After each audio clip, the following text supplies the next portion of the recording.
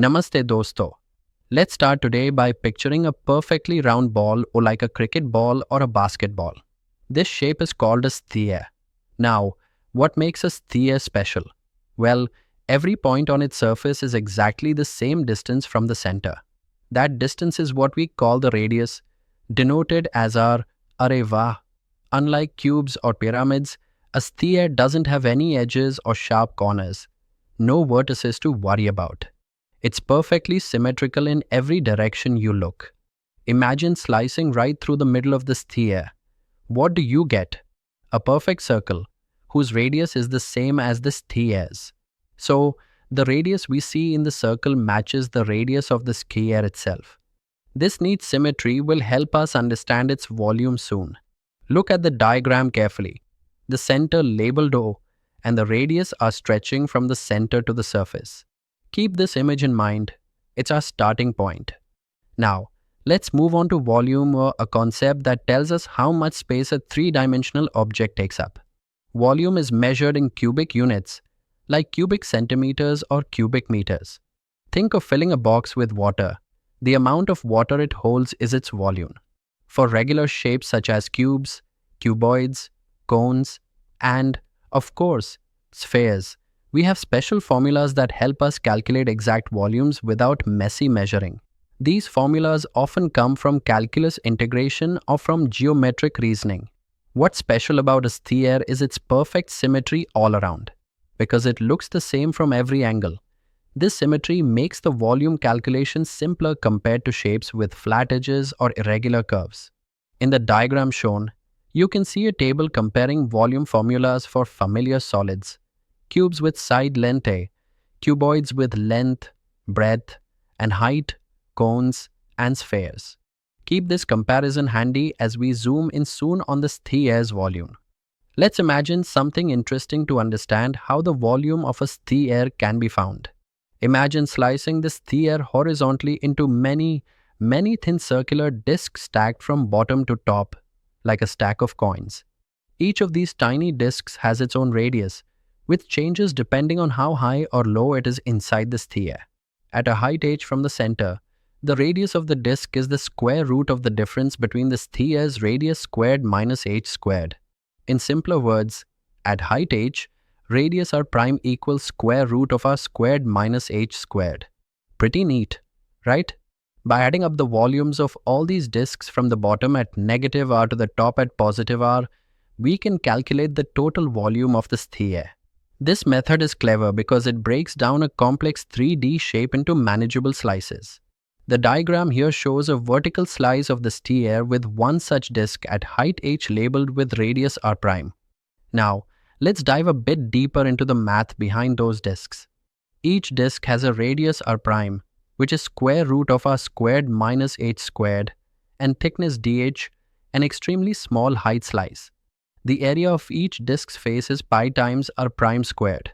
So, area equals pi times r squared minus h squared.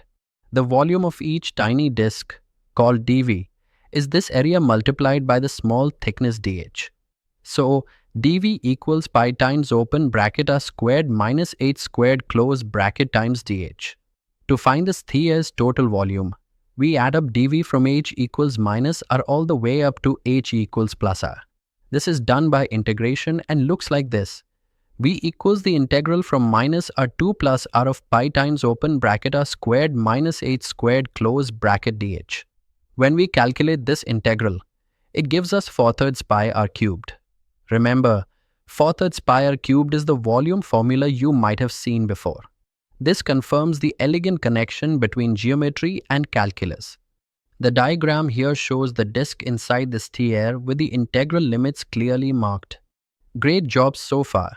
Now, the formula for the volume of a sphere with radius r is very famous and written as V equals 4/3 pi r cubed. Let me say that slowly again. V equals 4/3 times pi times r to the power of 3. Notice how the volume depends solely on the radius, and it grows with the cube of r. So even a small increase in radius greatly increases volume.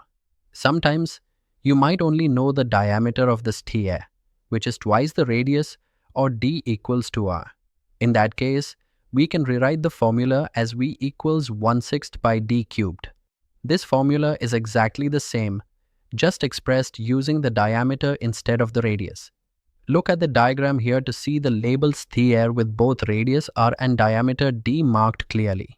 Such understanding helps you quickly switch between radius and diameter measurements. Let's apply what we've learned with a simple example. Suppose you have a sphere whose radius r is 7 centimeters. We want to find its volume. We remember, our model formula is V equals 4/3 pi r cubed. Step 1. Replace r with 7. So V equals 4/3 times pi times 7 cubed. Next, 7 cubed is 7 times 7 times 7, which equals 343. So V equals 4/3 times pi times 343. Simplifying, multiply 4 by 343 to get 1372. So V equals 1372 over 3 times pi. If you use pi approximately equal to 3.14, then V is approximately 1436.76 cubic centimeters. That means the sphere can hold about 1436.76 cubic centimeters of space inside. Excellent beta. The diagram shows the sphere labeled with radius 7 centimeters to help you visualize it. Now, let's try another example where only the diameter is given. Suppose we have a sphere with diameter d equal to 10 centimeters. We want to find its volume. The first step is to convert diameter to radius by dividing by 2. So, radius r equals 10 divided by 2, which is 5 centimeters. Next, use the volume formula with radius. V equals 4/3 pi r cubed. Step 1 becomes V equals 4/3 times pi times 5 cubed. 5 cubed is 125. So V equals 4/3 times pi times 125. Multiplying 4 by 125 gives 500. So V equals 500 over 3 times pi. If we approximate pi as 3.14, then V is about 523.33 cubic centimeters. So this sphere can hold around 523.33 cubic centimeters. Arey vah! The diagram here labels the sphere with diameter 10 centimeters and radius 5 centimeters, helping you see both clearly. To wrap up, let's quickly recall the key formulas and ideas for the volume of a sphere. Formula 1 is V equals 4/3 pi r cubed using the radius. Formula 2, using the diameter d equals 2r, is V equals 1/6 by d cubed. We also saw the formula can be derived from integration. The integral from minus r 2 plus r of pi times open bracket r squared minus h squared close bracket dh. Remember, volume grows with the cube of the radius, and breaking the sphere into thin disks helps us understand this volume from first principles. The symmetry of the sphere makes the math much simpler and elegant. Lastly, always use correct units like cubic centimeters or cubic meters when measuring volume to avoid mistakes. Shabash!